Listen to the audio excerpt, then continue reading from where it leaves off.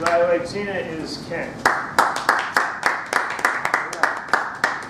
Thank you. All right, Zena, first time speaking, impromptu speech. That was awesome. Yeah, we give her applause just for getting up. And like they say, stage time makes good speeches. This is the stage. For attention, you did something, perhaps you didn't realize it was an attention technique, but you said, I am an Uber driver. That's called a callback. You call back to a previous speaker, and right away that brings us in because we go, oh yeah, we already talked about Uber and she's an Uber driver. And isn't that interesting about her? So that's an attention-getting technique. You followed up with a revealing fact about yourself, which also draws attention. I am an independent insurance agent. And that too gets attention because it tells something about you and it makes us want to know more. Because what is attention about? It's making the audience feel, tell me more. And I felt that way. Now, what you could have done, just an aside, you could have really played that dramatically. I used to be an Uber driver, but now I am, an independent insurance agent. And we would think, what is that? And then you could say, and you learned something about insurance today that you probably didn't know. So what that does is get the audience attention because you use the word you. Suddenly the audience thinks, oh, this is going to be about me, and then I'm going to learn something. So the audience will be thinking, tell me more. Basically, that's what attention's all about.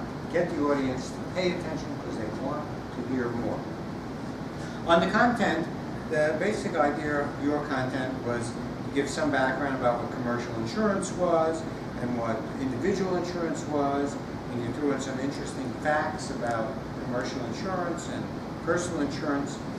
That had some value, but you might have tied it together with a nice story. Because as you'll find out when you come to these meetings, narration tells people, but stories sell people. And a good story, and it could have been about, you know, this guy, like you, John, had a condo and had a basement storage. And there was a flood. The basement storage was flooded, and he didn't get anything. I bet you didn't know that about insurance. You know, that's a way to make a story and make your point. And that's some of the things you should know from your independent insurance agent. Similarly, for the fun facts and tips about insurance, about certain types of dogs, and Maria carries legs, that was interesting. You could integrate that into the content. But the way to make that even more interesting is to put internal dialogue in it. I found out this interesting fact. It was so interesting, I said, Zena, could this be true? And you know what it was? It was that if I, Zena, had a certain kind of dog, I couldn't even get insurance. I said, Zena, watch out for those dogs anyway. In other words, dialogue draws people in and enriches your content. Lastly, you had a technique. Your technique was if you have something you own that has value, talk to an insurance agent. So that was good. And you sold it too by saying something to the effect that you have something valuable, it may be worth $10,000, you'll be surprised that it's only going to come to $1,000. So it's kind of a sale where you say, but if you talk to your insurance agent, you might find out a way to insure it so you don't lose the value, something like that. So there's a sale there for talking to your insurance agent. So the thoughts, attention, content, technique, they were there.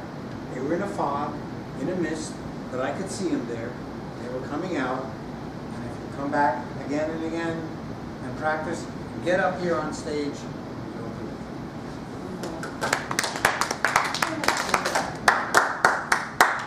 All right. More notes from you. I wasn't able to get it all. What?